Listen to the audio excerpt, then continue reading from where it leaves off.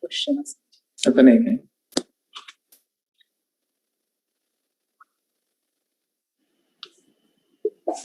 evening, one and all.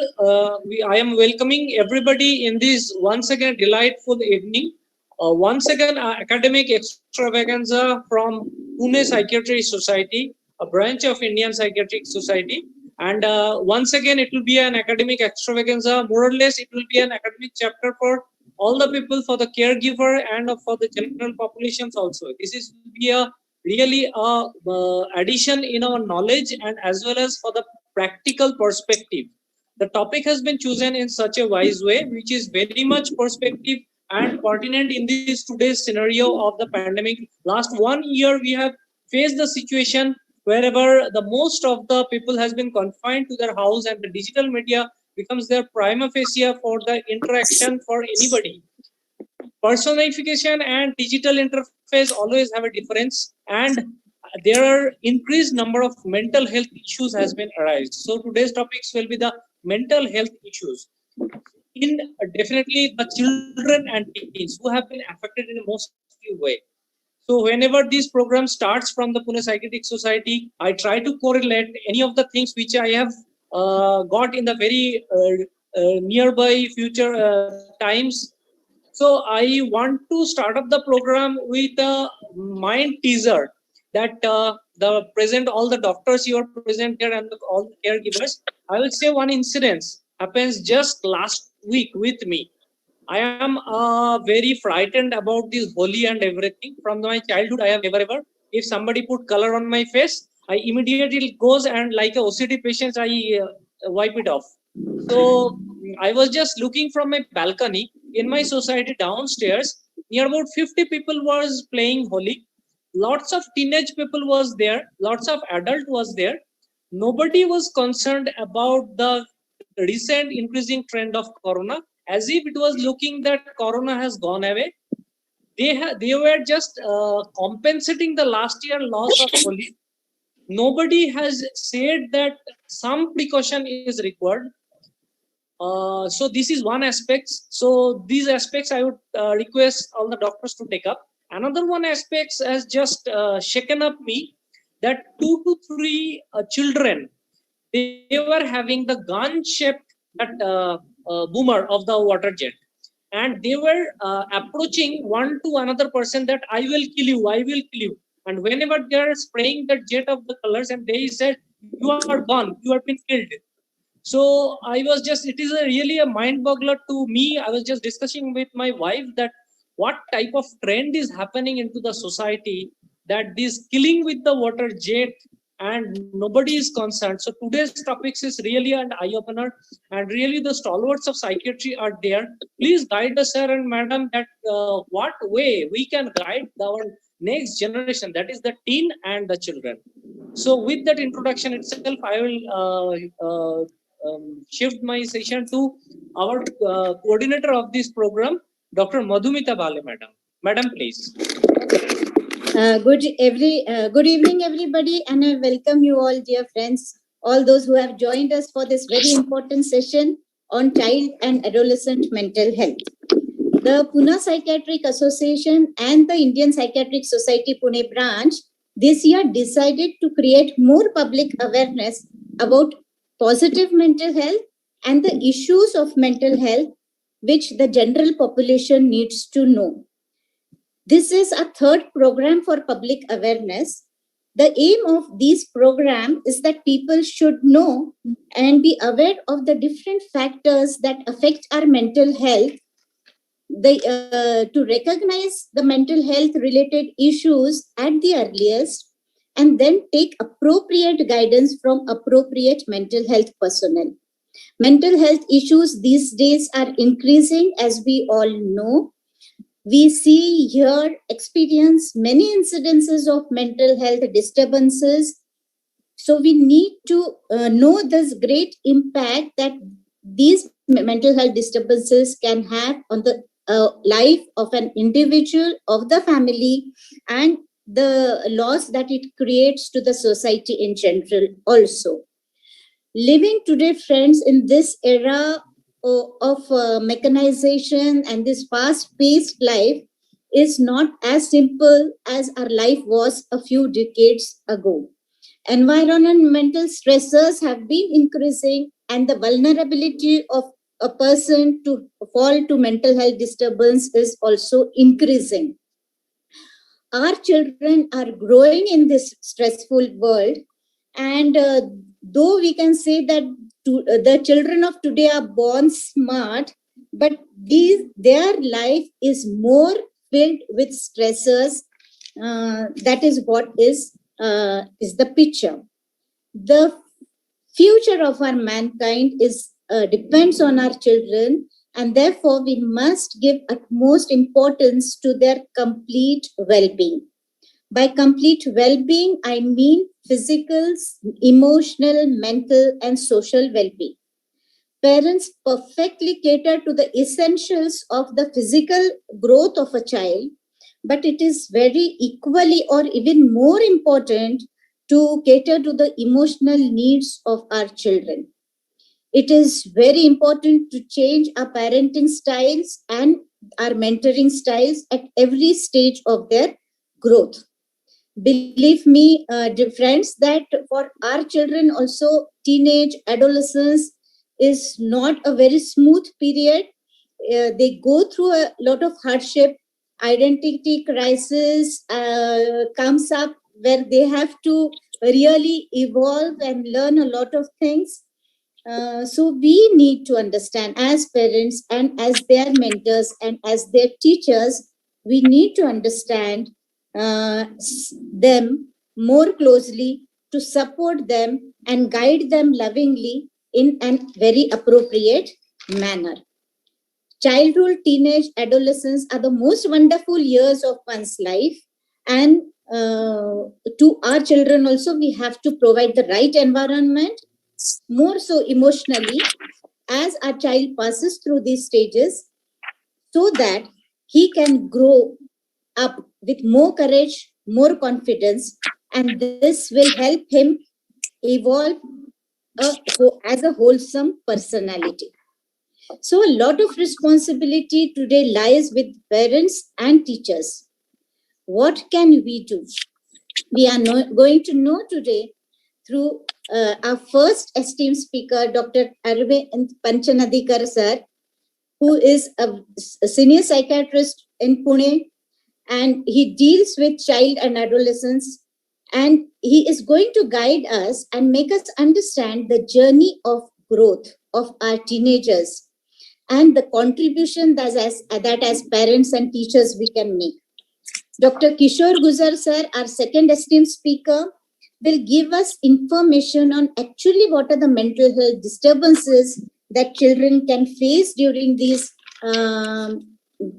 periods of growth, and the best thing that we can do in such circumstances. So, friends, positive parenting and mindful mentorship is what we are going to take home today. So, I'm very happy that we have got these two senior stalwarts of Pune to guide us on this subject, and to chair this wonderful session. We have a wonderful person, a senior psychiatrist from Baramati, Dr. Sriranga Sorunke sir. I welcome you, sir. And Dr. So Dr. Sorunke sir is a very well-respected name in the whole of Pune district, and especially in and around Baramati. He has done his schooling from Modern High School and has held a very bright record as he pursued his MBBS and MD Psychiatry at the BJ Medical College, Pune. Known from his friend as a highly intelligent person with a very sharp memory, Dr. Sorunke manages to take out time from his very busy schedule and indulge in his hobbies, which include cricket, football, Bachchan movies, and trekking. He is an avid reader of history, and his depth of knowledge is very evident whenever we meet him during the meetings. a highly successful psychiatrist, a very popular person, but at the same time, an extremely simple personality. Dr. Sorunke sir decided to devote his services in the rural parts of the district and is today a very respected name in the area of psychiatry and in the whole of district. So he has been practicing private psychiatry for the last more than 30 years. His inputs today will come from his vast experience, and I'm sure his inputs will be practically very, very useful to each one of us. Thank you, Dr. Sohankar sir, for accepting to chair this session. So I welcome you all again, and on behalf of PPA and IPS, and I now request Dr. Pense to briefly introduce our moderator of today's session, Dr. Sandeep Mahamuni. Thank you.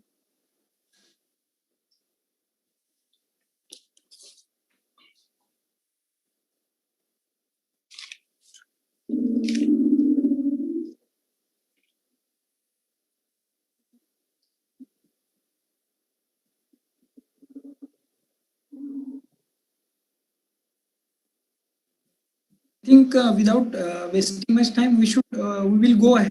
Okay, Shruti, can you put up Dr. Mahamuni's introduction? I will tell you shortly because I know Sandeep from his beginning days. Dr. Sandeep Mahamuni is currently the Secretary of Pune Psychiatric Association, a very brilliant psychiatrist, a very young and smart psychiatry of the Pune scene. He is working in the government sector for last few years and is currently holding the post of psychiatrist in the central jail. So his experience there is very, very unique, and sometimes we might get him also to speak on his experience here. He is a very active member of the association, and as a person, I know him very well. Very kind-hearted, very cooperative. Sandeep, I welcome you here. Thank you. Thank you, I'm sure he's going to moderate this session very well. So I now ask our chairperson, Dr. Sorunke sir, to please take over. Good evening, friends.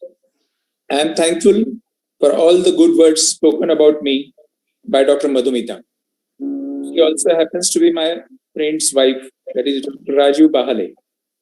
I am happy to chair this session on a virtual platform along with indomitable Dr. Bharat Sarode. I sincerely thank Dr. Madhumita Bahale and the office bearers of PPA and IPS Pune branch for giving me this honor. Just like the accidental Prime Minister and accidental Home Minister, I am also in the same league. Me joined psychiatry was an accident, but it has been a therapeutic process for the adolescent in me, and the process still goes on. I am happy to introduce Dr. Arvind Panchanadikar, with whom I share a special bond. His uncle Panchanadikar sir was my physics, chemistry, and maths teacher at Modern High School, Pune.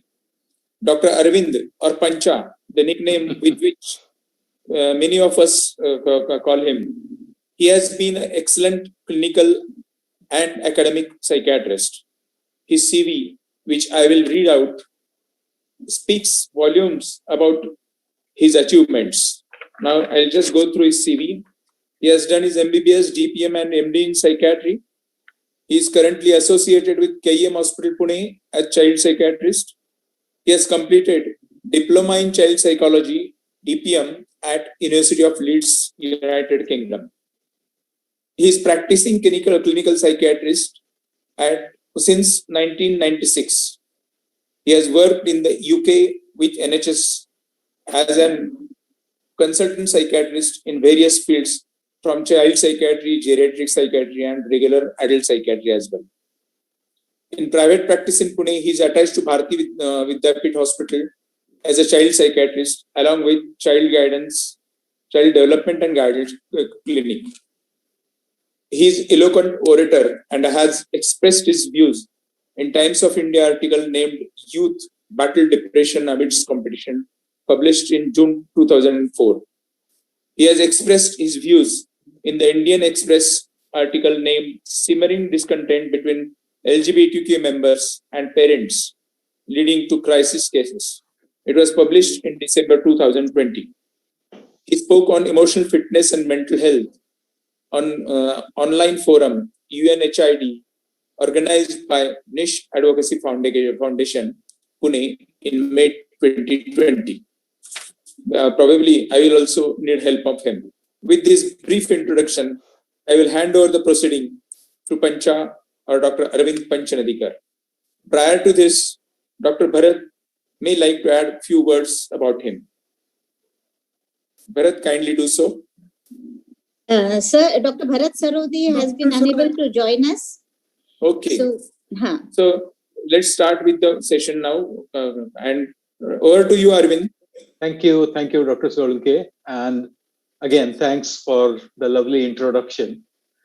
I think somebody has really done their homework, because there were some parts in my CV that I don't think I was aware of. Probably I wanted to forget them, but somebody has dug them out. So thank you for doing all the homework and reminding me whatever I've been doing over these years. So I wish that we all are able to take something meaningful home from this interaction. And at the outset, I would like to thank everyone for giving me this opportunity. So just bear with me a minute. I'll try and share my screen, and hopefully I should be able to do it well. Yes. Okay, are we there? Yes, sir. Yes, sir. Yeah. Okay, so basically what I'm going to do is I'm going to talk about basics of mental health issues in teens and adolescents. And as we have heard, I am not going to touch upon various disorders and illnesses and symptoms, which Dr. Kishore Gujar has agreed to do for me. So coming to the teens and adolescents, we all know that we all enjoy our childhood, and our childhood does hold very good memories for almost every one of us. There was a time, even within psychiatry, that adolescence was seen as a period of a lot of turmoil, which has to be overcome or mastered so that one enters adulthood. Somehow, over the years, I think we have come to accept that it's not as bad as it was made out to be. But nevertheless, our teenage and adolescence years still remain an extremely challenging, unique, and formative period in our lives. And trust me, it's not a stage in life like any other. Because when you are children, or when we were children, we had not a single worry in the world. When we are adults, and hopefully all of us know where we are and where we are going, but during adolescence, things are changing so rapidly that the child is extremely bewildered. So it is an unpredictable, very stormy, but a difficult but enjoyable period in a child's life. So it is challenging. And adolescence is such an age where you are neither too young, well, you're not a child, and you're not too old, as in you're not an adult yet. And somehow we see that the society seems to use it interchangeably, or the way it suits them. म्हणजे त्याचं उदाहरणच द्यायचं झालं तर खेळण्यांशी खेळायला तुम्ही मोठे असता आणि ऍडल्ट सिनेमे बघायला तुम्ही अजून लहान असता. सो आपले पेरेंट्सही खूपदा, टीचर्स, सोसायटी त्या दृष्टीने ते वापरतात But so it is a age group where everything is in a flux. It's a time of immense change, challenges, and expectations. It's extremely dynamic. Things are changing so rapidly, including the physical body, the cognitive structure, the way we think. And so it can be very frightening for a child, and it can also be very bewildering for the parents. Both of them at times land up in a situation where they don't know what to do with each other. And as a result, if at all there are some conflicts, then that might mean trouble. And that's why we need to understand what exactly adolescent mind is and what it does if it is not addressed to very well.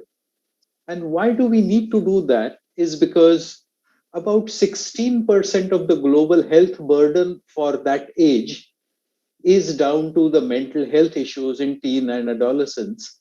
And as we know, about half of mental illnesses, they start by the age of 14, but often go undetected. And that's the reason we need to focus on how we are going to support our teenage and adolescent kids. The problems they may face include kind of depression, suicide, substance abuse, and a lot more, which Dr. Kishore Guzar would tell us about. So, exactly what is adolescence? Adolescence is a period in a child's development where it lies between childhood, which is under the age of 10, and going into early adulthood. Depends, 20, 21 is early adulthood. So it is further kind of subdivided into early adolescence, which is about 10 to 13, middle adolescence, which is about 14 to 17 years, and late adolescence, which is 18 years and beyond. And today we are not going to talk about the late adolescence period. We will just focus on early and middle adolescence. So what happens in this period? As we know and as we are aware that there are a lot of changes happening at this age. These changes are physical, they are sexual, they're cognitive, they're social, and also emotional changes. And the speed with which these things are happening is so frightening that at times it causes anxiety and a lot of anticipatory fear in the minds of children and their parents alike. So, knowing what to expect when a child is going through this will help us navigate this phase better. So, what we'll do is we'll briefly go through what happens during these phases of adolescence. So, if we look at early adolescence, the physical growth is happening way too quick. It is exponential. The bodies change, they hit their secondary sexual characters, they hit their puberty. Things are different for boys and girls. The rate with which they grow also differs. It's been observed that the physical growth is earlier in girls. So when one's body is changing so fast, it causes a lot of curiosity and anxiety in their minds as to what's happening with them. If they're not very well informed, which most of the kids are well informed nowadays, in fact, a bit too well informed, and that can be dangerous too. But if they are not very well scientifically well informed, that may lead to a lot of anxiety and confusion in their mind. So, apart from the bodily changes, what happens is the thinking is taking a different flight altogether. They develop a fairly black and white way of thinking. Things are either right or wrong, they're either great or horrible. There are no gray areas. So you will never meet a young child who says that their father is okay. He's either a hero or he's the baddie. He's never an okay father, which I guess most of us are. So One thing is the black and white thinking. They think very concrete. They can't kind of read between the lines. What's being said is what they would hear and understand. Another interesting thing at this age is their thoughts are mainly centered around themselves. So it's egocentric. So whatever is happening in the world around them, it often and almost always involve them in their own minds. And that's why they feel that they are being judged most of the time. And that's the reason sort of boys and girls of this age spend a lot of time looking after how they look even before they step out to buy either a newspaper or a packet of Lays. So the appearances are very important. A very small pimple on the facial skin is a catastrophe. Also, what they need at this time is because their bodies are changing and they're experiencing a lot of anxiety and caution, they have lot more need for privacy. They need to feel that they are not kind of looked into all the time. So they need privacy in their lives. Now coming into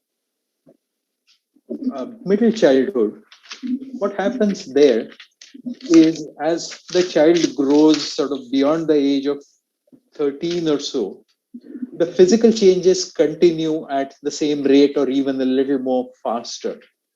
The bodies are developing, they are hitting puberty full steam, they are developing well, and that is the time when the romantic and sexual relationships start.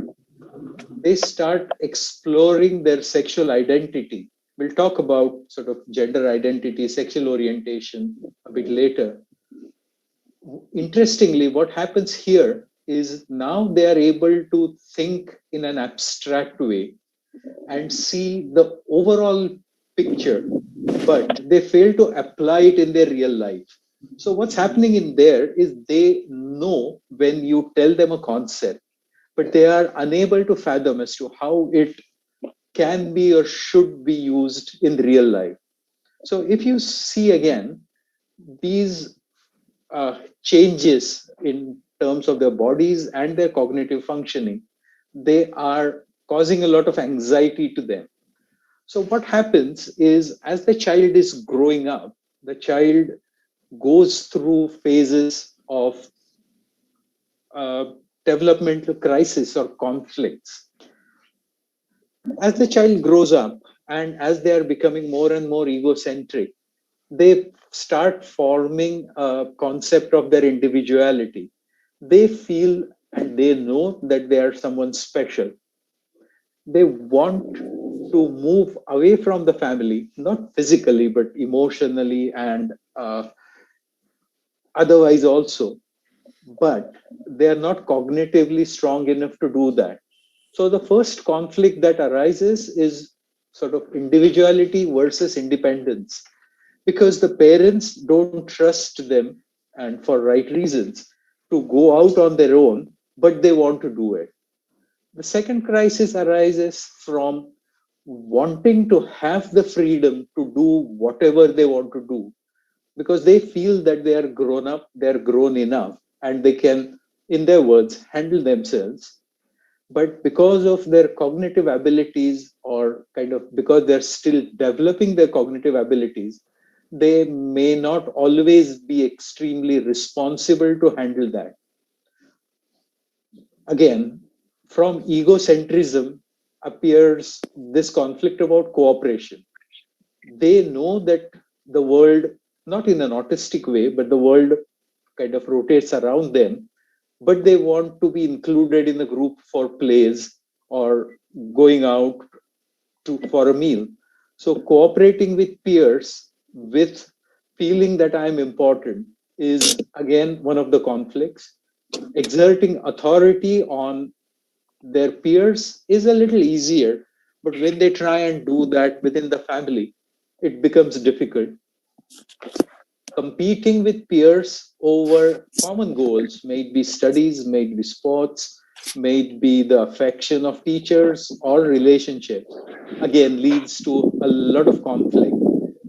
And it's often observed that a, sorry, they hold value systems which are often black and white or a little more concrete. So all these conflicts lead to stress. And if we see what the root causes for these stresses are or would be, the real causes for the stress are their desire for autonomy, desire for wanting to do things themselves, but their inability to uh, handle that again, conforming with peers, because peer pressure at that age is very, very important for them. As we see that children are trying to move away from the parents, and when they move away, they get into a group of peers. And when they are with friends, there could be all kinds, and the pressure to belong into a particular friendship group is a major cause of stress. That's one of the reasons why uh, usually parents do insist that you have a good enough group of friends, because if you have a good friend circle, you are likely to have a positive peer pressure which is likely to help your growth. But children who sort of fall into some different kind of groups and might pick up bad habits like smoking or sexual experiences or playing truant and all. So conforming to peers is another cause of stress. Another important bit is the exploration of sexuality. As their bodies are changing, they are becoming more and more, they're becoming more and more aware of what's happening with them. They start to question what they see around them, and they have a lot of access to social media, the internet, and all the information that's available there. So they start exploring their sexuality, and that also causes stress. It can be because of their own ideas about who they are sexually, or relationships, or breakups. Media and social media also plays a lot of role in inducing stress, because again, in these pandemic times, children are spending a lot of time on screen, and they have to because they are online schools. But along with schools, I've seen kids who have logged on to their classroom on a laptop. Video is off, audio off, they're playing something on their iPad and chatting with their friends on Insta, and all this is happening simultaneously. So media and social media causes a lot of stress. One other reason is children often watch a lot of serials which are mostly Western based, or the new rage nowadays is the Korean teenage kind of serials, where the life that is depicted in there and the ground reality the kids really are is very conflicting, and that causes this stress.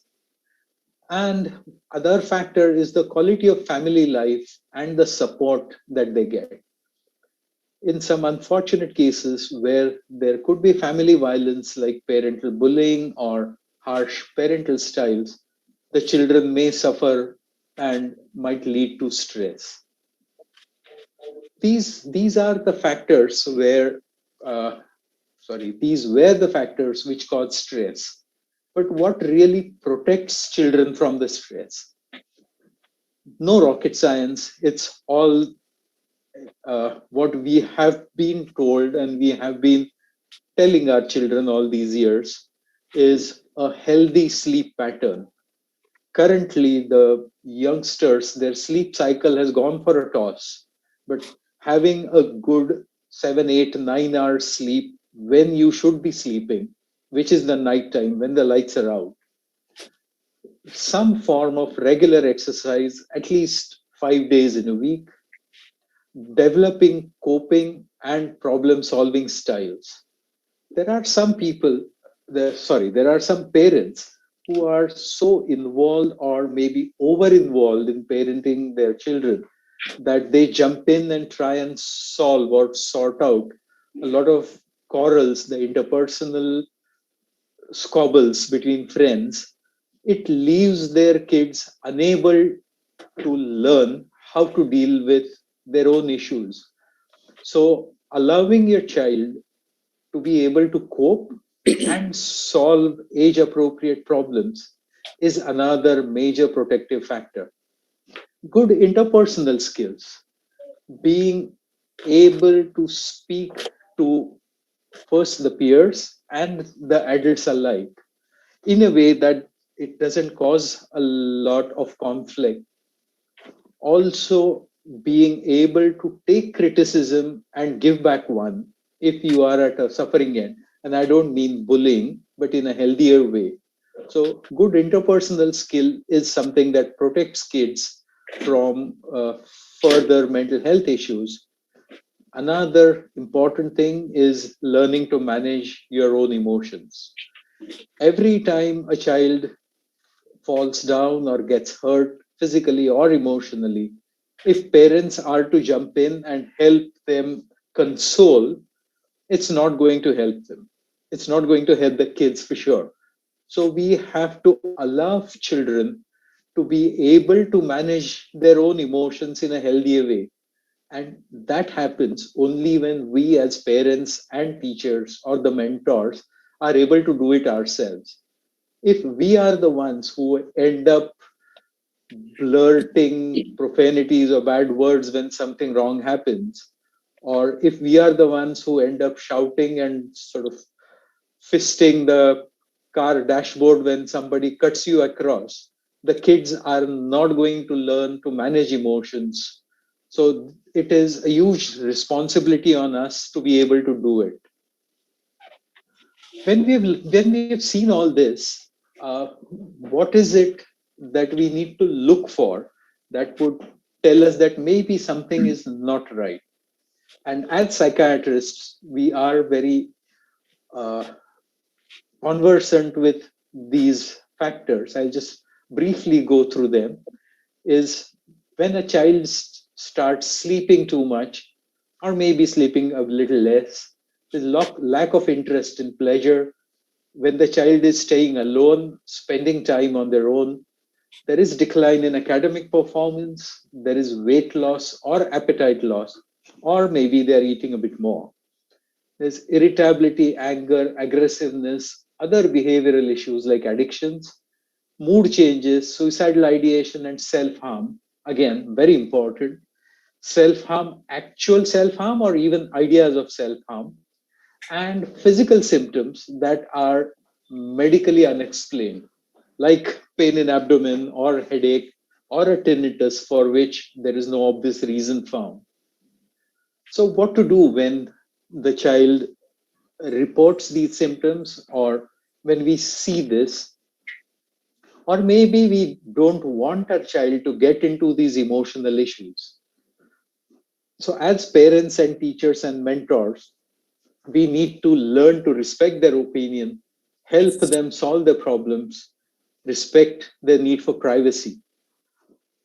The thing children, especially adolescents, hate is when they are talked to as if they're kids. So, the best way, the safest way to talk to an adolescent is to talk to them as an equal adult. Well, keeping in mind that they're not actually adults, but yes, you're giving them all the respect an adult deserves. Encouraging good family and social times, and it's the quality of time that matters and definitely not the quantity of time. Show interest in whatever they are doing, love, affection, care, take interest in their hobbies, their studies. We've got to praise their achievements whenever they are warranted. And another important factor is to encourage them to talk about their feelings and their emotions. So, with that, I come to the last two topics that I'm going to cover today. and those are the relationships and their sexuality. As we've seen that as children are growing up, their bodies are changing, they're becoming more and more curious about their own self, and that's when, sorry, oops, yeah, and that's when around the age of 9 to 11 years, they are moving away from the family in search of autonomy. And when they move out, they end up getting into a group of friends, into a peer group. Usually around the age of 9 to 11, the peer group is the same sex peer group.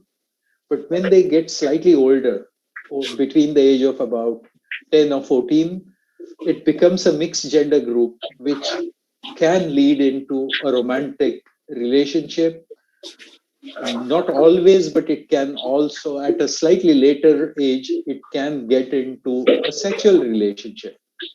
And when they are slightly older than 14 years, between 15 and 19, their relationships become central to their lives. Having relationships at a very young age is very, very normal. I've known and seen some people who've been horrified to learn that their 14-year-old has a girlfriend. Well, we all had friends of the opposite sex. We just didn't call them girlfriends, I think, or boyfriends. So it's all normal to have relationships. But as a consequence of that, what happens is the relationship, when it sort of is taken to the next level, it becomes the first crush. Usually the first crush is the period where the child does not have the courage to go and approach the person that they are attracted towards, but it just remains as a silent crush relationship. From there, they kind of graduate into their first relationship, which again could be because of the peer pressure, because it's cool to be in a relationship. It's cool to have a girlfriend or a boyfriend. Later on, it can get into something serious, as in a serious relationship. There, no matter how much we want not to believe it, kids at this age, children at this age are sexually active, and they are exploring their own sexuality in these periods in their life. Also, they are experiencing or exploring, if at all, they have alternative sexualities and they are experimenting. There's nothing to be scared about that, or nothing to be kind of morally corrupted when children tell us that. What's needed is to understand them. And being in a relationship, sometimes it ends up sort of in a breakup. And during the breakups, what kids need is our active listening, our ability to distract them from the turmoil that they're going through, maybe a shoulder for them to cry, and teaching them to use this as an opportunity to move on. They're going to hate you when you say that, but when they grow up, they'll look back and they will be thankful, trust me. So from this, we quickly kind of touch upon the issues about sexuality. Again, growing up period, puberty, hormones, everything is happening. The peer groups become mixed peer groups, and children start thinking about their own gender, their own sexuality. What children have developed by now is the gender identity, which means that they know which gender they belong to, whether it is a masculine or a feminine gender. Gender is what you think you are, so it is in there, while sex is what you are born with, which is the anatomical configuration that you are. So even if you are born with male genitalia like a penis and testes, the gender identity can be either masculine or feminine. We'll not go in details into that, but children are exploring this at that age. So they have made up their mind about what their gender identity is, and later on they discover what their sexual orientation, that is who they are attracted towards. So it's normal for children to be attracted to another child of the opposite sex or same sex, or not being attracted at all. So the gender identity, sexual orientation are the things that children are aware and they're working through. All this is very confusing, and so it's normal for kids to be confused about their sexual identity initially, and they need our help into this. So my advice would be that we need to talk very openly about these issues. And gone are those days when parents would sit their young sons and daughters down and talk to them about birds and bees. Trust me, kids know a lot more than we know even at this age. So be prepared to answer questions that are difficult. Those questions could be about puberty, about periods, about masturbation, about wet dreams, about contraceptives, about sexuality, about LGBTQ issues. So it could be anything. So it's a lot of homework for parents who are not well versed with some of the terms. And as parents, especially for older kids, it's our duty to talk to them about safe sex, talk to them about STIs. Importantly, for young kids, do openly talk about abuse and sexual abuse, and also exploitation. So what we have seen is how kids grow up from the age of 9 till about 14, 15, how they develop and mature physically and also cognitively, the challenges they face, the conflicts that they have to overcome, what we as parents need to do. And just I have touched upon two major kind of issues that children at this age are faced with.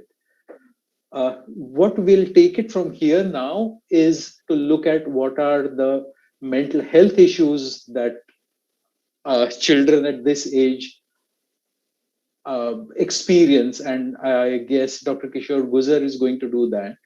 So with this, I conclude my presentation about basics in teen and adolescent psychiatry, and I'll hand it over to the chairperson. Thank you very much. Thank you, Arvind. Thank you. Thanks for the excellent, elaborate, and comprehensive talk. Your speech reminds me one of Hindi movies, Ehsas.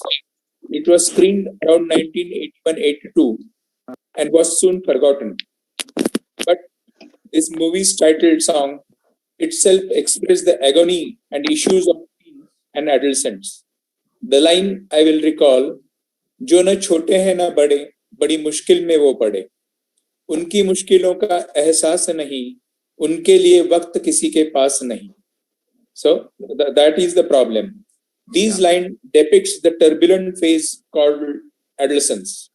There is the onslaught of hormonal blast, conflicts regarding sexual relationships, attempt to define one's own identity, and choosing between the career options. The choice of careers is often rejected by parents who have their own agenda, aspirations, and apprehensions. Adolescent is trying to define who I am, co-am. Non-discerning parents, school, and the extended family cannot gauge the extent of this turmoil, and he or she is often labeled as to tasach hai. Experimentation with drugs and alcohol, along with peer pressure, starts taking place during this phase. One more issue I would like to bring to notice of this August, that is bullying. Bullying in the family. Mind you, bullying also takes place in the family. Bullying in the class. Bullying at the playgrounds. Often the siblings, not applicable to a nuclear family nowadays, but often the siblings previously, they used to bully a small kid. Non-discerning parents, aunties and uncles grandparents kept on passing critical comments, which may create an undeniable abrasion in the mindset of this growing personality. I'll give an example. In the classroom, one ADHD boy was asked by the teacher, Kavitachi vi pahili ki dusri. Other students prompted him, Tisri. And he repeated, Tisri. The whole class erupted into laughter and the teacher fumed. In the family itself, the child itself is bullied by being less active, less smart, and for his scholastic backwardness. And he often gets compared with the kids in the family and in the vicinity. The list is endless. And the next speaker, Dr. Kishore Gujar, is in a better position to elaborate on all these things. Now, Dr. Bharat Sarode will introduce him, Dr. Kishore. Dr. Kishore, I had been a resident along with Dr. Kishore at BJMC and Dr. Sandeep Parkhi, Dr. Satish Joshi, Dr. Gulabani. We all were working together. And I thank these fellow psychiatrists who have helped me in growing day by day. Thank you. And it's over to you, Dr. Bharat Sarode. Thank you, sir. Thank you, sir. As Dr. Bharat Sarode, sir is not joined today, so I have taken up his role impromptu.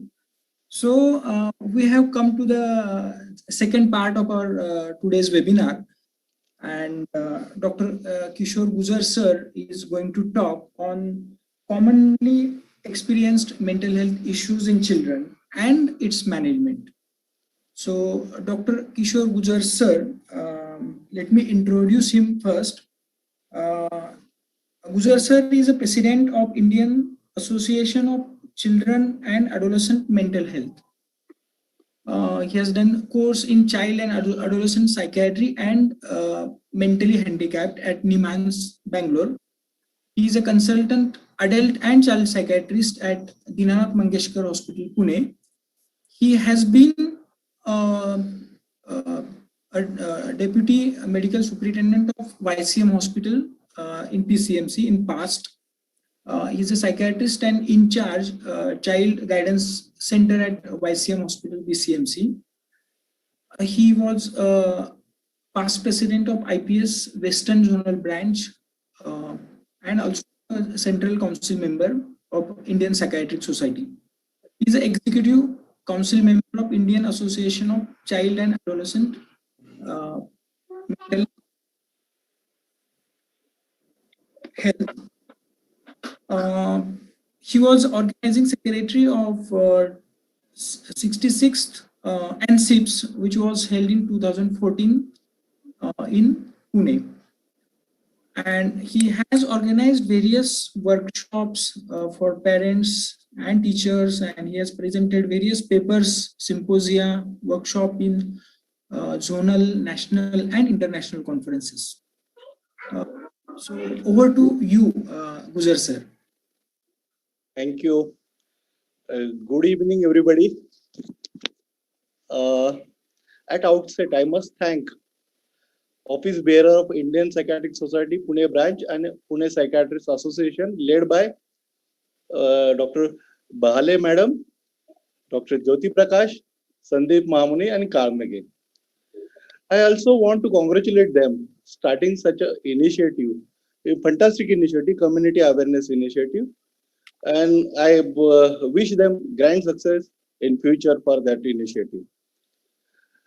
Shruti, can you upload my slides?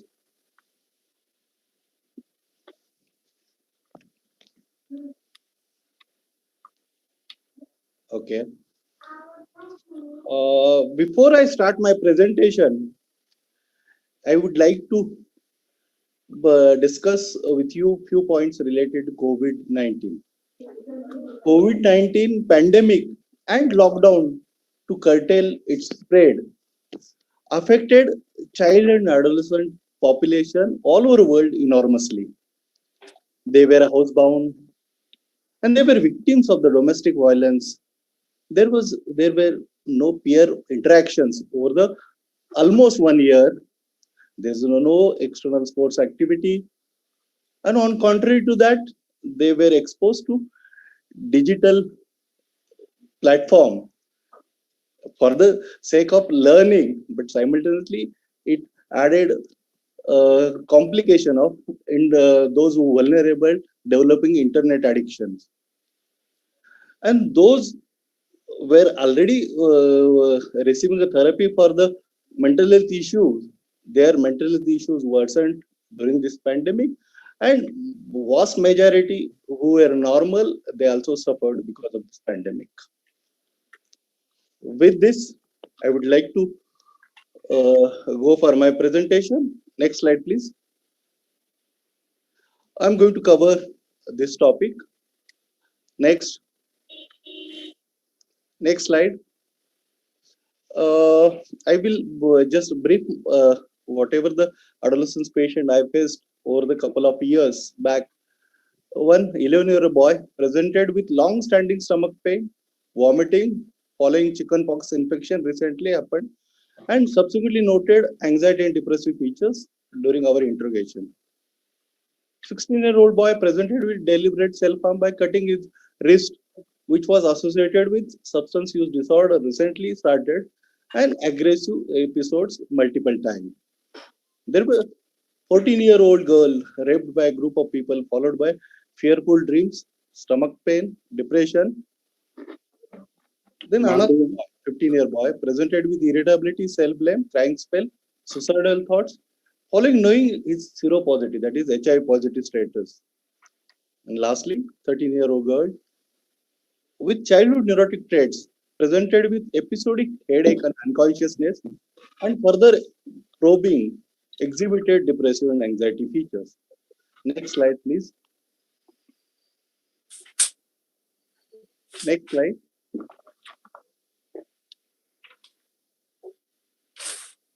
Ruti, next slide. Okay. Hello.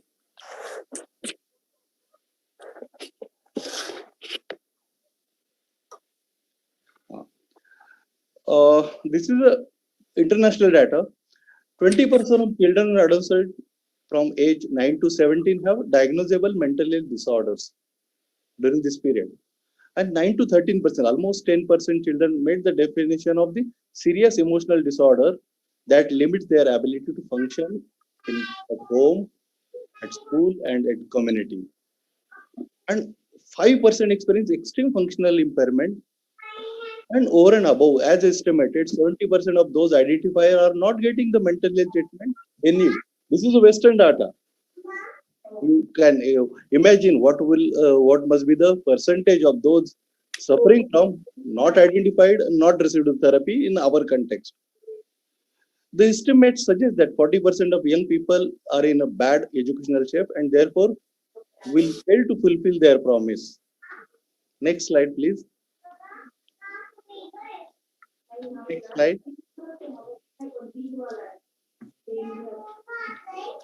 As previous speakers have covered this topic, I'm not going to go further detail, but these are the different mental health issues everybody, almost all of us faced during this vulnerable age.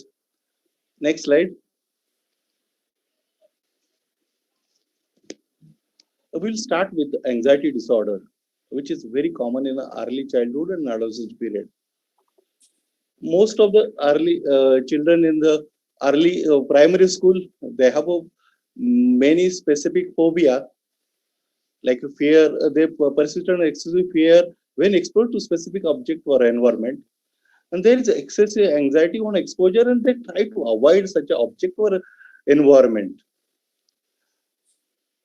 Obsessive, next common disorder you get in this population is obsessive compulsive disorder, where the presence of obsession, usually contamination or dirt or sex or aggression, this type of obsessive thought, they comes in a mind that create the anxiety, and they indulge into the compulsive behavior like washing hand repeatedly, checking, praying, and this cycle go on continuing. There is a marked distress arising out of it. and there is no physical cause for this presentation. And surprisingly, over a couple of years, starting of these symptoms, the reporting to the health professional, the lapses of the more than 2 years happens, and they suffer a lot. And once they identify and come in a treatment, they respond very well. Next slide. Next slide.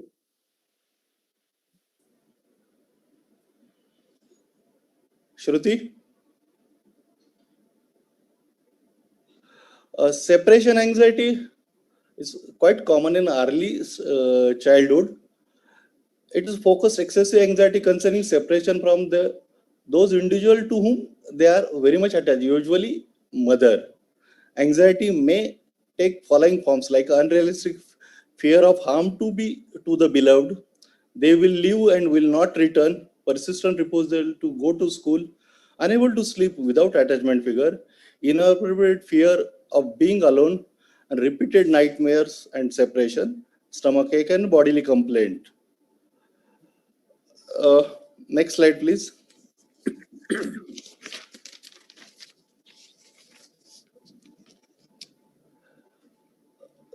Now we'll move to the externalizing disorder. ADHD is the most common attention deficit hyperactivity disorder.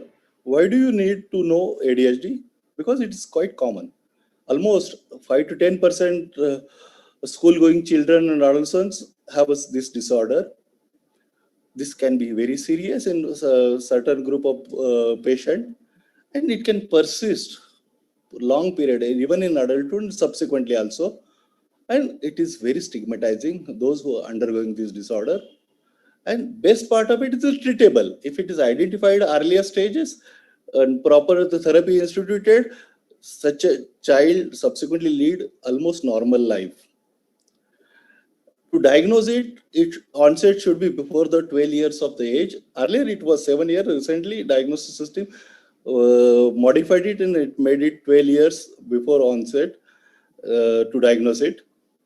And whatever the symptoms they have, they should be in a two context, at least minimum two context setting, like school, home, or other setting. The types like predominantly attentive, inattentive, predominantly hyperactive, impulsive, or most common is a combined group. Next slide, please. Next slide. They fail to give a close attention and difficult to sustain attention, does not seem to listen when spoken to them directly, and does not follow through an instruction. Next slide.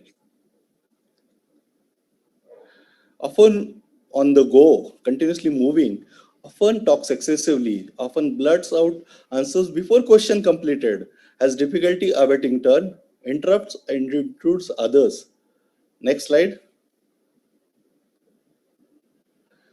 And they have difficulty in organizing tasks and activity, avoid tasks which require sustained mental efforts, loses things necessary for tasks or activities, easily distracted by external stimulus, and forgetful in daily activities. Next slide, please.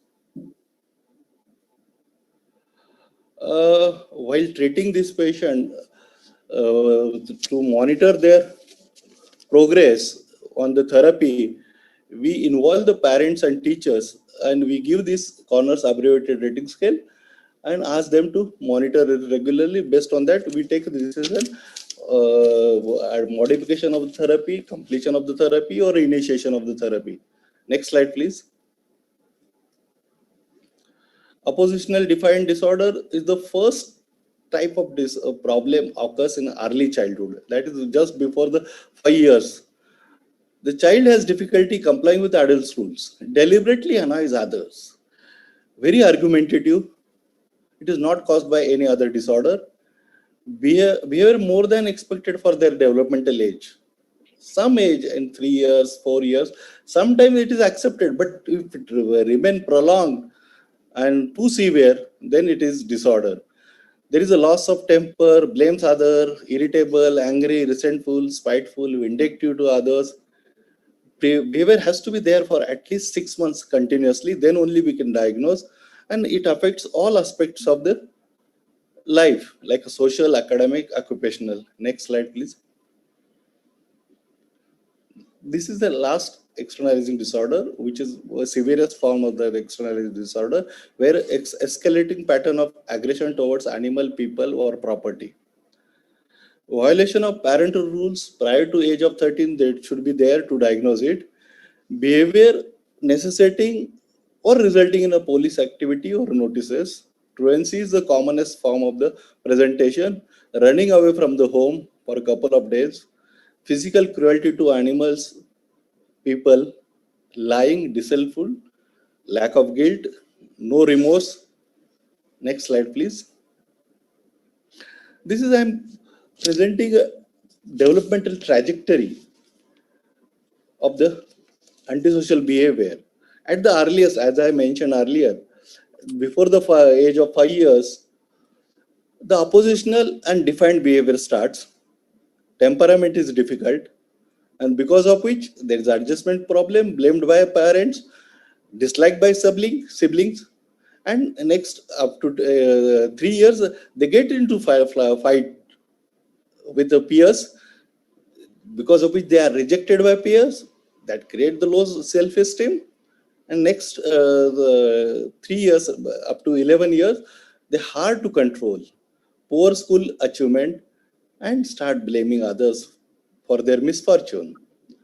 Then up to the 14 years, stealing and taunting starts, deviant peer group identification form, and antisocial attitude permanently fixes. And at the end stage of the adolescence, they become a career offender, unemployed, they started drug misuse, and they are miscreant and a nuisance for the society. Here you can see this diagram. 20% in each stages have an opportunity to go out of this trajectory, and 10% who never had a previous problem, they can come into the picture.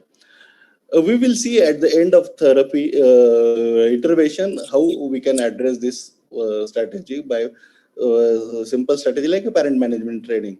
Next slide, please. Specific learning disorder, that is also very common. Reading, mathematics, or writing skill significantly below their expected level of intelligence. And that interferes the academic achievement activity requiring these skills. Other learning disorder may be present simultaneously in combination, and cognitive process deficits present. Next slide. For the diagnosis purpose, intellectual ability has to be assessed. That should be average or above average. The academic achievement in all areas is assessed, relevant areas of cognitive processing assessed, and based on that, the diagnosis is made, and simultaneously attention, behavior, and emotional well-being also simultaneously asked to address them subsequently, so that they can improve vision, hearing, other health problem, not giving academic difficulty that needs to be ruled out. Next slide, please. These are the government benefits for the SLT. Once you diagnose it before the 10th standard examination, child is eligible to get these government benefits for this disorder. Next slide, please. Mental retardation.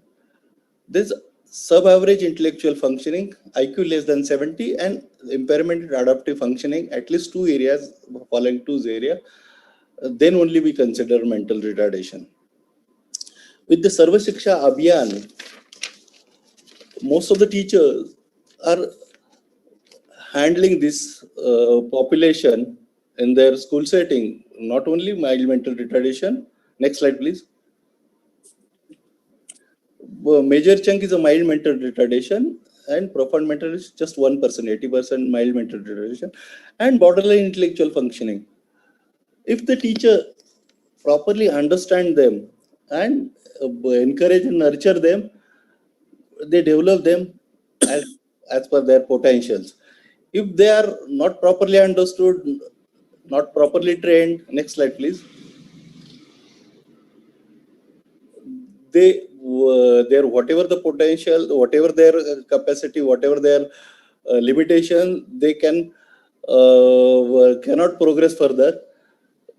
There will be downhill progression. But once you start doing a proper training to the child himself, then their parents and teachers, proper institutional training, they can lead comparatively better life, and caregivers burden can be reduced, and they can be useful for the community at large. Next slide, please.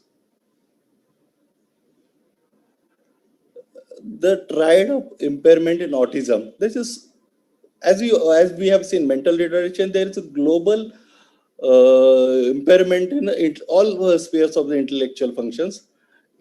While in autism, only social relatedness, language and communication, and repetitive behavior. These are the only three components are affected, but they give enormous impact in development of the child. Next slide, please. These are the different subtype of the autistic spectrum disorder. More common you can get in a school setting is Asperger's syndrome, because they have a good intelligence, but simultaneously limited social limitations and language related absurdity, because of which they are vulnerable to develop multiple psychological emotional issues at adolescence. Sexual issues, they are most vulnerable to develop at this. So one has to understand, and one has to properly address them. Next slide, please. Next slide.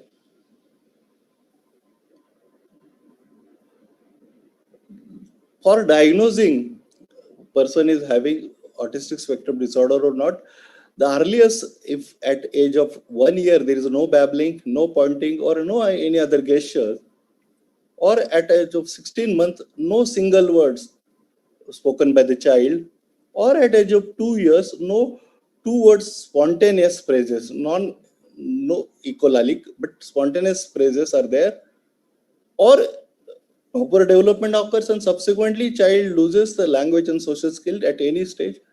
There is high index of suspicion, and one has to confirm the child has got autistic spectrum disorder, and simultaneously he has to be trained subsequently so as to evolve further.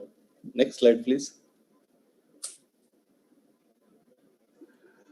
Depression is quite common. Earlier, 50 years before, most of the scientists, medical professionals were thinking child do not suffer from the depression, but subsequent studies, subsequent research has given us information at this juncture. The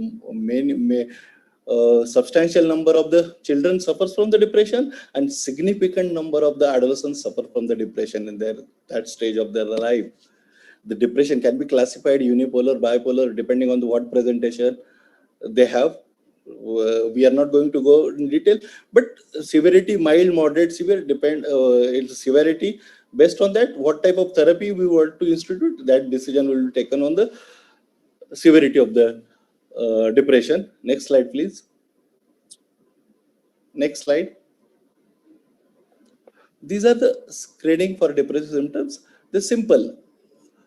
Do you any feeling or thoughts you did something bad, you are a bad person or being punished? That's a guilt phenomena if it is there. And how is your energy? You feel tired, feeling bored all the time, having problem with sleeping. These are the simple 4-5 domain you can ask, and you can get the idea whether child is suffering from the depression or not. Next slide, please. Next slide. Many children and adolescents, if they are not diagnosed, understood, they are suffering from depression, they remain untreated. That may lead to substance abuse disorder, because that first consumption of the substance, alcohol or other substance, give rise to little relief to their emotional status. That's why they start continuously indulging into it, right? They may present with the disruptive behavior, violence and aggression, and they get legal trouble and even suicidal attempt arising out of not understanding, not address that depressive illness. And depressive thinking can become part of the child's developing personality, leaving long-term effect in place for the rest of their child life. Next slide, please.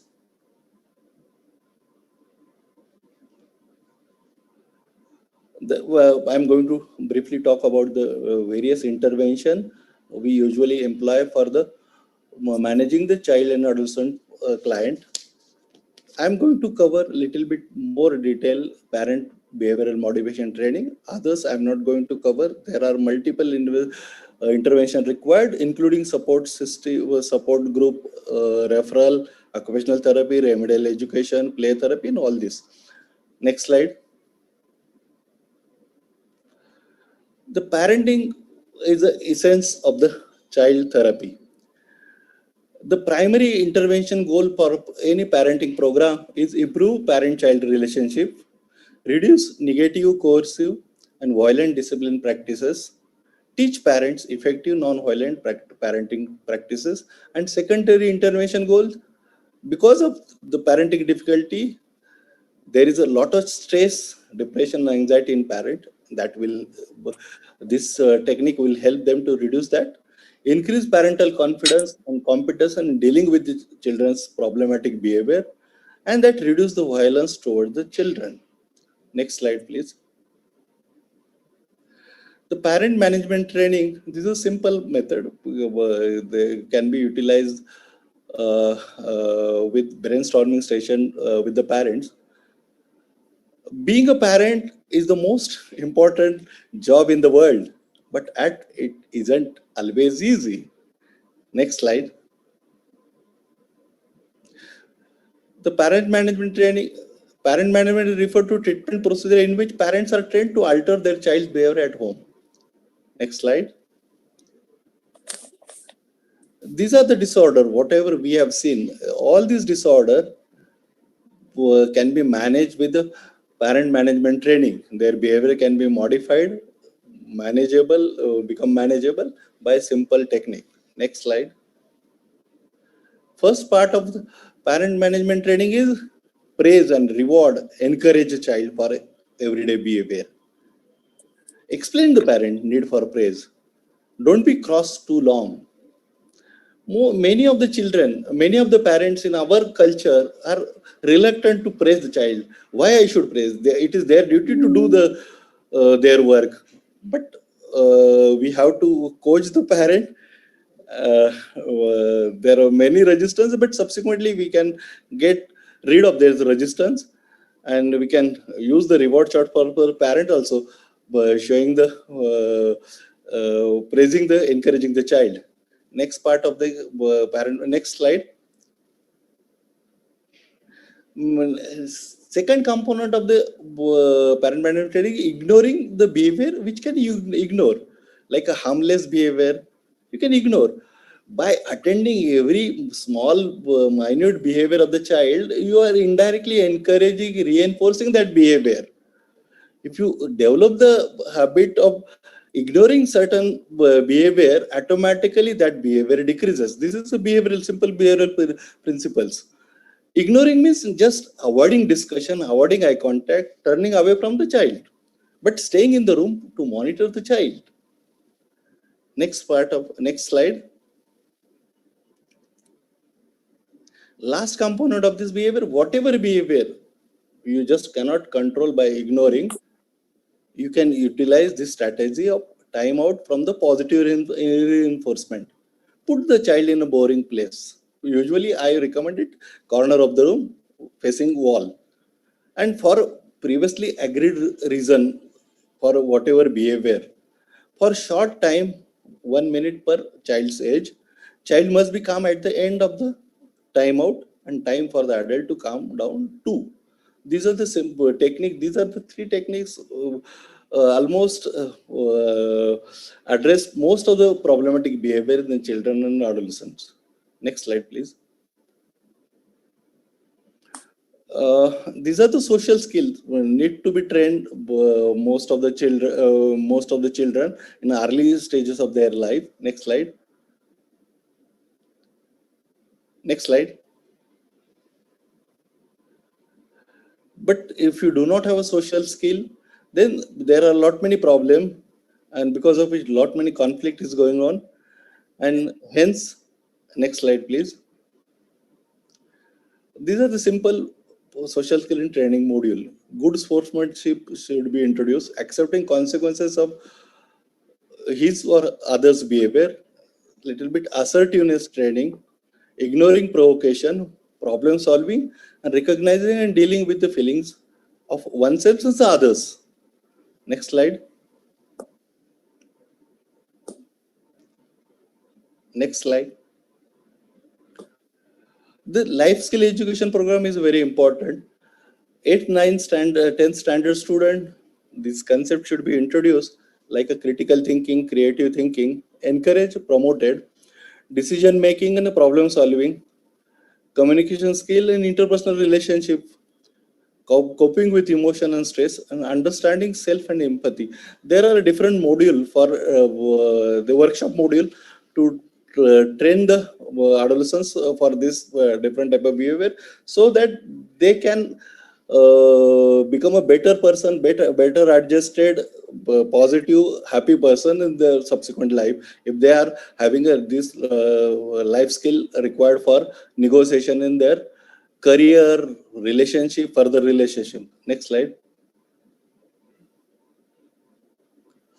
These are attention enhancing tasks required most of the children in ADHD and other presentation. Next slide, please.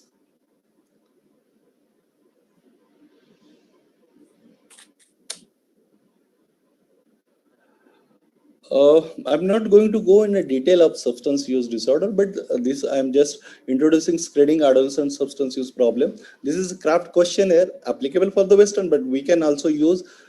We have to ask whether driving under influence, whether you are drinking for relaxing yourselves or because of tension, whether you are drinking or indulging the substance alone, you forget, you have a memory gaps during the consumption of the substance, intoxication of the substance, and friends or relative ever told you to cut down this, and have you ever gotten that trouble while you are using alcohol drug? A lot many troubles like a physical problem, road traffic accident, legal consequences. And with that, we can get the idea of child has got the problem of substance use disorder, and accordingly we can refer to them to the health professional addressing that. Next slide, please. As I mentioned at the start, internet addiction is become a problem during this COVID. There are this disorder is recently incorporated in the diagnosis system, and whatever the neurological problem, they are at par with other substance use disorder. You can there is classical signs of this: spending majority of time engaging in the digital media and preoccupation with screen based activity, overriding with responsibility and social obligations, interactions, using this digital media for coping strategy for emotional distress or feel normal, and use despite physical or mental harm.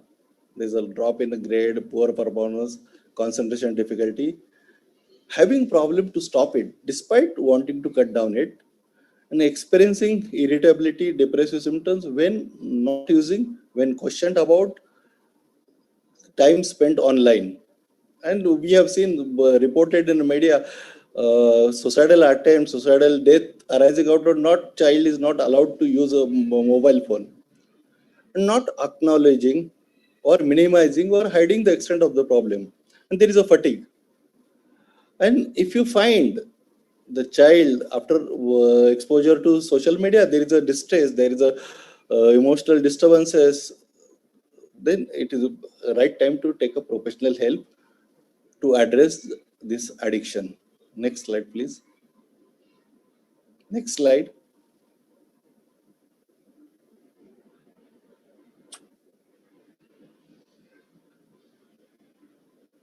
Next slide. Oh, sorry. Yeah. These are the simple strategy we can utilize. Identifying screen-free zone. Alternate pleasurable activity has to be encouraged, like a physical activity. Parent should be media mentor, choosing appropriate content for the child or adolescent. Quality time important. Then parents should act as a good role model. If they themselves are using social media, TV watching for a number of hours, that is not good for the child. And there should be fixed rule for social media use, especially with adolescents. Parents can be monitoring them by party to their group, not necessarily the posting or responding to the post.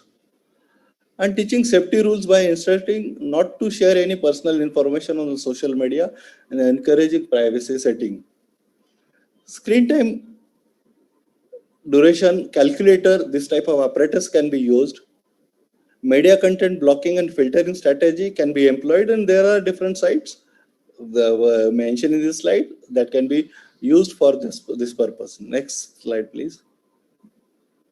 This is whatever I discussed has been given in a mnemonic form. Be safer, kids. Next slide.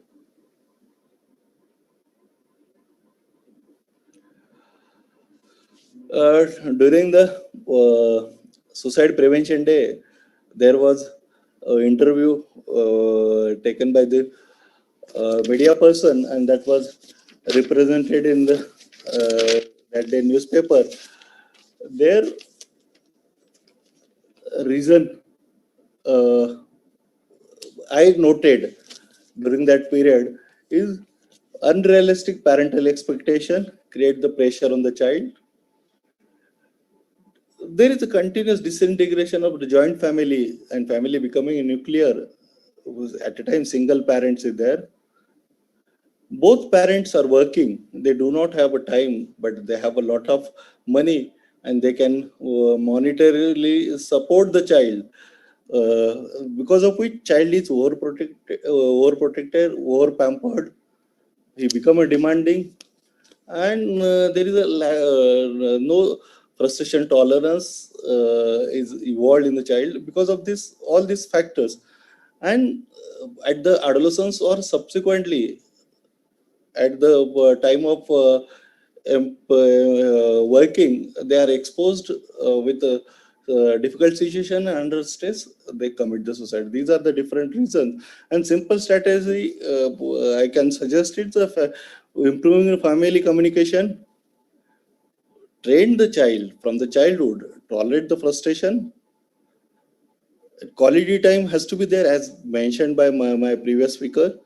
And those who are showing some sign of distress, they should be counseled early as possible, and they should be treated empathically so that we can prevent the suicide in the children. Next slide, please.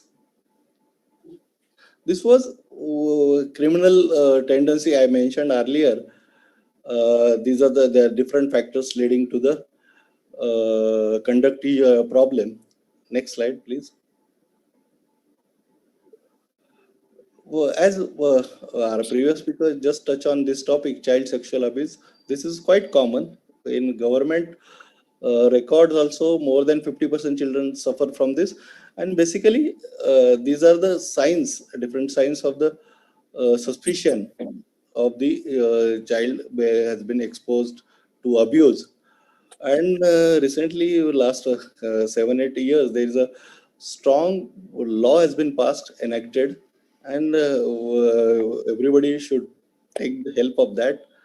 And the child should be trained, good say, touch, bad touch, and they should be encouraged to voice any problem they face. Next slide, please. I'm no, I couldn't cover this psychotic disorder like a schizophrenia, major disorder, acute psychotic disorder, and mood disorder. Because of positive, I couldn't complete it, but most of the, as our previous speaker mentioned, that 50% of the adult psychiatric problems usually start before the age of 14. They should be understood, addressed, and early intervention should be started so that we can minimize the impact of the illness and they can lead a near normal and satisfied, happy life. Next slide, please. These are the conditions where the medications is useful. There are very few childhood mental conditions like mood disorder, epilepsy, attention deficit hyperactive disorder, along with the other treatment strategy, tic disorder, anxiety disorder, neurosis, psychosis, and sleep disorder. Next slide. These are the conditions where you can utilize medication as and when required for shorter period, low dose, along with other treatment strategies. Next slide, please. These are the general principle of interventions in the childhood and adolescent population. The universal population should be intervention for all. Whatever the protective factor discussed by my previous speaker, they are the here and they should be employed so that child should develop normally, successful, and good citizen of the country. Then those who are risk because of the different disadvantage, like a physical or a mental disability, like a domestic violence, or abused, childhood abuse, and because of which they have vulnerability. And if you support them by creating a support system, training them coping strategies, their problem can be minimized, totally overcome. And those who actually suffer, that whatever disorders I have discussed, those who actually suffer, they need intensive intervention, and they should be shown to the mental health professional for empathic management of these illnesses. Next slide, please. Conclusion: most of the children have a multiple disorders, not a single ADHD with depression, ADHD with SLD. Combination of the illnesses are there, and so multimodal management required. Whatever intervention I mentioned, drugs are rarely used and they are short term. Early detection should be there. That should be hallmark, so that we can early intervene and prevent the further progression of the illness. Next slide. Thank you. I end with this poem. Thank you. Thanks a lot. Over to Chairperson. Thank you, sir. Thank you very much, Gujar sir, for this informative lecture. And Gujar sir covered many psychiatric disorders which are commonly seen in this particular age group. I cannot thank him enough for giving so much of information for the parents. So now we have come to an end of our today's program, that is question and answer sessions. So I have noted few questions which are interesting. There are many questions which are about the social media and smartphone usage, overuse of social media and phone addiction. And Gujar sir has already covered that topic, so I would not repeat that. So, I would like to state something. Yes, sir. Indian Association of Child and Adolescent Mental Health are coming out with the position statement on the smartphone addiction, and that will be made available for the masses. And we are the document is prepared. We are preparing it in multiple local languages, and within a couple of months it will be circulated. Available. Okay. Parent, teachers group, and other. Okay. That's great sir. News. Yeah. Thank you for the information, sir. Okay. The next question is by Dr. Shailaja Mane.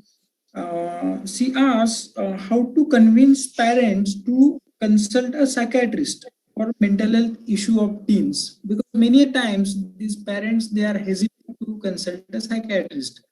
they first thing they do is to they consult a family doctor or family physician or pediatrician. So he asks that how to convince them to consult a psychiatrist. Okay. Yes, sir. First and foremost important part is this type of awareness program, Yes. addressing different stakeholders, Okay. And parents, sensitize teachers, the pediatrician. general practitioner, pediatrician.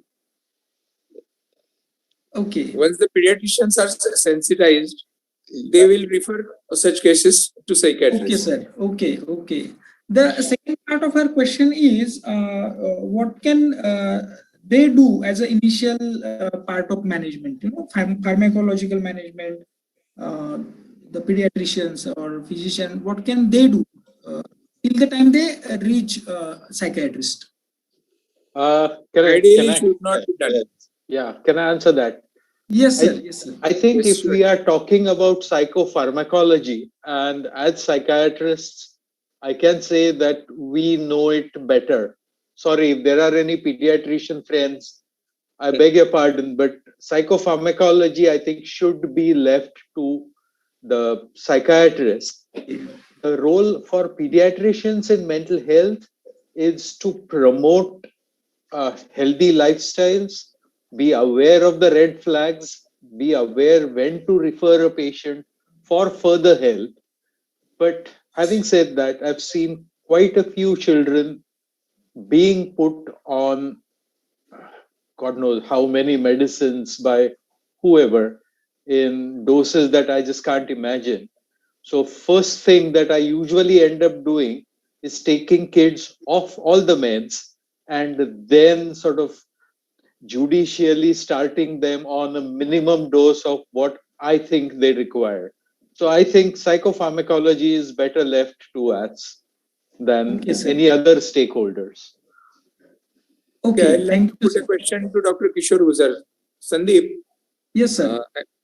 now Dr. Kishore, the POXO Act is quite stringent. Okay. Yes. And Yes. on one hand, during the growth period, we as a psychiatrist say that the interpersonal relationship between the growing kids, especially regarding the sexual behavior, they keep on doing a lot of experimentation. Yes. So where does this fall in the POXO Act? Because as a psychiatrist, we tend to label this as a normal phenomena. It is part of their growth. But if the parents can object to this, and they will go to police and apply the POXO Act. So what is your position on this? Basically, POXO Act more applicable for the exploitation of the elder, senior of evolving child. That is the main. So you say that such activity between two minors is acceptable, or it doesn't fall in the realm of law. The same age group, I don't think there should be any problem. But this needs to be clarified. Yeah. Currently, even this is there is a representation from the different forum. The adolescents having a minor age difference, having a relationship, they should not be tortured. I have seen a lot many cases in the YCM hospital where the parents have lodged the complaint against consensual relationship, and that needs to be addressed. But currently, that is not acceptable by the law, but that needs to be addressed. So their position is not yet clear. Yeah, but Arvind would like to comment on this. Not really, no, because I'm not aware of the full extent of the law. Okay. But as Dr. Soluke said, that yes, we as psychiatrists tend to kind of normalize this as a growing up sexual experimentation phase. And the way I understand it is, and I know this is not a legal stance, is as long as there is no complaint, as long as it's not being flagged up as inappropriate, the law doesn't come into force. Whether it is right or wrong, let's keep that aside. But the law doesn't involve itself if there is no complaint. But Kishore, you can tell me whether I've got it right or not. I'm not so sure. No complaint is not only the factor, but simultaneously while evaluation of the child, somebody come to know, Yeah, then it is mandatory on them to report it. report it. Yes. I think So then it's a crime. since It I'm becomes a working, crime. If you do not report, you are party to that crime. Okay.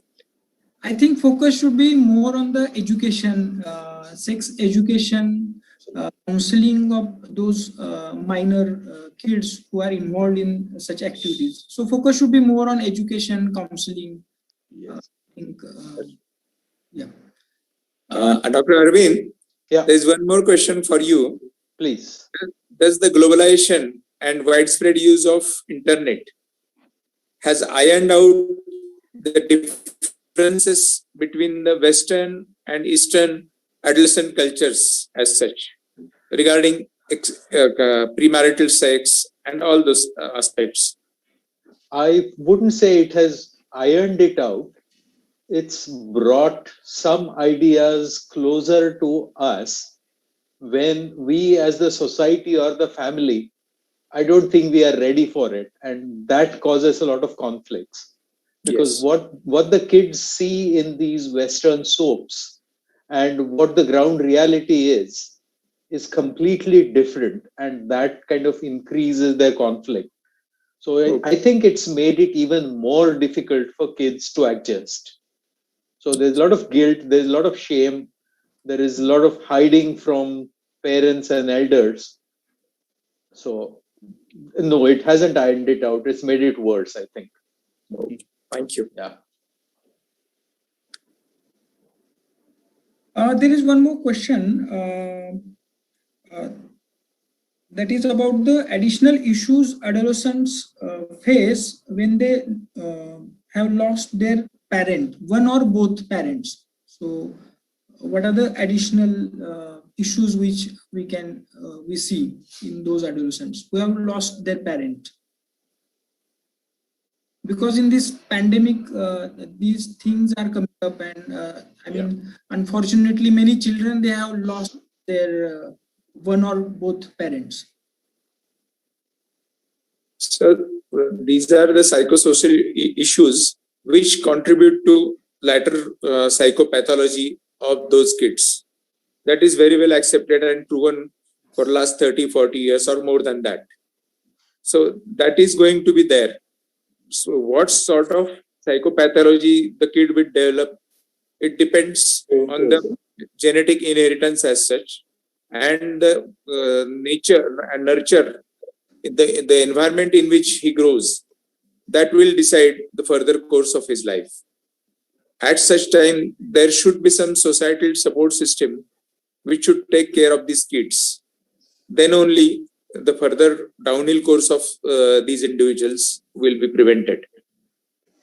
The societal support system and also the grief counseling, the bereavement work, because children do go through more or less similar stages of bereavement as an adult would.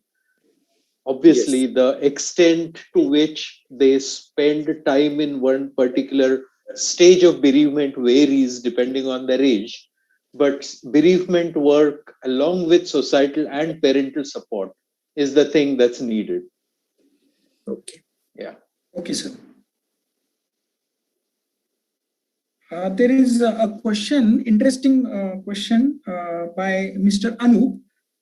So there is a Sanskrit Subhashit Lalayata Pascha Varshani Dasha Varshani Tadeta Praptetu Shodoshe Varsha Putram Mitra Vada Chareta. Good at Sanskrit. So I will read out the translation in English. Yes. So the meaning of this Sanskrit Subhashit is, till the son is 5 years old, one should pamper him. Yeah. Since 5, till he becomes 10, he should be spanked. And however, when he turns 16, he should be treated like a friend. So, what is your comment? That is what in Ayurveda, parenting is up to the 5 years treat him like a prince. Next 10 years treat him like a slave, and subsequently treat him like a friend. Okay. That is what doctrine of the our Ayurveda about handling the children, parenting style. Okay. But this was applicable in during the earlier period, but now it is not applicable. It is not possible. Exactly. That is the question. Is it still relevant? Does this stand relevant in today's No, time? I don't think it is relevant now. It is relevant now. Your opinion, sir, Panchanadikar, sir? I think, as Kishore said it, this may have been relevant about 1500 years ago or 2000 years ago. If you look at the kids nowadays, I think they are the princes and we are the slaves. So we've got to get it right. Basically, what I would suggest is encouragement. That is the motto of the parent. That should be the motto of the parenting. I think, jokes aside, Can't say, Kishore, the what strategy will work with which kid, it totally depends. I like to elaborate my personal experience. I have been having various phobias, which are there still now. In the second standard, I had extremely bad school phobia. I used to hide here and there when the school bell used to ring. And my village was having hardly the fourth standard school. And then after that, we had to go to a nearby village. So the teacher was fed up with my absence. आणि खेड्यामध्ये कसं होतं की जरा 2-4 टगी मुलं मग अशा वेळेस पाठवायचे घरी आणि त्याला उचल बांगडी म्हणजे literally they use to carry this school phobic kid to the school, and I was carried in this manner to the school along with my grandmother. The grandmother was very shrewd, though uneducated, but she was very shrewd. Once I entered this hall, my grandmother stood beside me and she simply told the teacher, "Doctor, हा पाटलाचा लोक आहे, हा आला का तो तुम्हाला घाबरतो तर तुम्हीच त्याच्या पाया पडत जा." आणि मी सर्द झालो. I was extremely ashamed. The whole class erupted into laughter, but that was one-time learning for me. After that, I never bunked school. So what this was, I think, flooding like mechanism that was carried out by my uneducated grandmother. So what thing will help for the kid? It depends. Yeah, that's it. Okay, thank you, sir. As we are already running behind the schedule, so I will wind up this question and answer session, and I urge all audiences to connect to us even after finishing this program. We are available on Facebook and YouTube. We have a channel of Pune Psychiatrist Association and IPS Pune. So we are always there available to your all queries and questions. So here I will wind up this question and answer session, and I now hand over session to Dr. Himanshu Pense to say a word about vote of thanks. Over to Himanshu. Yes, it was indeed a wonderful and insightful program on the eve of World Autism Day. They say a number speaks for itself, and as Dr. Madhumita has already posted, there were more than 300 participants. It was a grand success. We had two very strong speakers.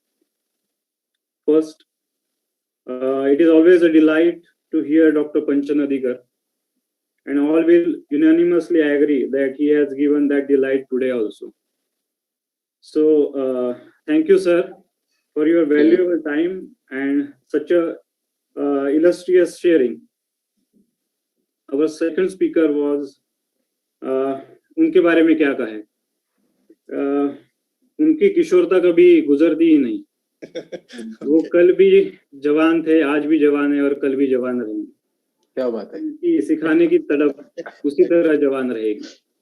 So thank you, Guder sir, for this cheerful sharing. Thank you, Dr. Srirang Solunke, for accepting our invitation as chairperson and moderator. तुम्ही तुमचे inputs आणि comments ला cinematic touch देऊन आणि personal एक्सपिरियन्सचा touch देऊन कार्यक्रमाला रंग आणला, त्याबद्दल धन्यवाद. Okay, good.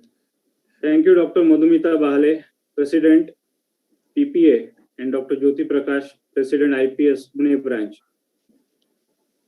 मैं इतना ही कहूंगा, आप दोनों अपने कार्यकाल में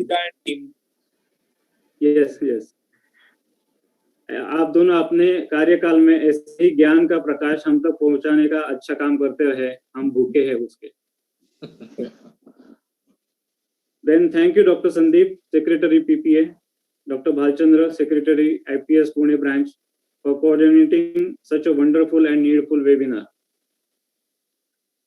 Thank you all the EC members of PPA and IPS Pune branch for your valuable support in success of this program. Thank you PPA and IPS Pune and its all senior stalwarts, pillars for your constant support and encouragement. Thank you Centaur Pharma, Mr. Anirban and Ms. Shruti from Saksham for giving unconditional academic support to this webinar. Last but not the least, thank you audience for such a huge response. Without you, this show wouldn't have been interesting and encouraging. शेवटी मी एवढंच म्हणेन की पूर्वापार चालत आलेली म्हण 16 वरीचं धोक्याचं कदाचित आता बदलण्याची वेळ आली. काळही तसा आहे आणि वेळही तशी आहे. मला नक्कीच खात्री आहे की हे धोक्याचं वरीस किंवा हा धोक्याचा काळ सावरण्यासाठी जी काही लोकांना मदत लागेल ती ह्या अशा प्रकारच्या कार्यक्रमांमधनं पीपी आणि आयपीएस नेहमीच देत राहील. So thank you all once again and good night from my side. Lastly, I cannot end this Thanksgiving ceremony without thanking my mobile network who has provided me an uninterrupted support today to hear such a wonderful matter. Thank you. Thank you. Thanks a lot. Thank you, Himanshu. Now over to Shruti for the final concluding remark. First of all, it was a very wonderful talk by all the stalwarts. It was really informative, and I guess there are fewer words that could actually express how amazing the talk today was. So we would like to thank IPS Pune branch along with PPA for giving once again the opportunity to Centaur to host such eminent stalwarts of psychiatry, and especially big thanks to Dr. Solunke, Dr. Mahamuni, Dr. Panchnadikar, Dr. Gujar, Dr. Madhumita Bahale madam, she's always there for us. Even Dr. Pense, who livened up the session. Definitely, we would also like to thank all the medical fraternities who were present today. It is because of their love and support that today's event was so successful, and we had around more than 350 plus, active users today. So it's really great to know. I hope that everyone got lots of learnings from today's sessions. It was very deeply insightful. And Centaur and our team at Centaur Pharmaceuticals will keep meeting you and will keep bringing such beautiful sessions with stalwarts again and again, and even in future. And keep supporting us as you are supporting us now, because your support is the most important thing for us. Because when you support us, what we feel is it's a small gesture that you remember us, and it means a lot to us that you remember us. So I thank each of the panel members for remembering us and giving us this opportunity. Thank you one and all present today. Thanks a lot. Stay safe and take care of yourself and your family and your loved ones, because you're the one who takes care of us. So we care for you. Once again, signing off, Shruti Chettigar on behalf of Centaur Pharmaceuticals, and wishing everyone a very good night. Thank you. Thank you. Thank you, everyone. Good night. Good night.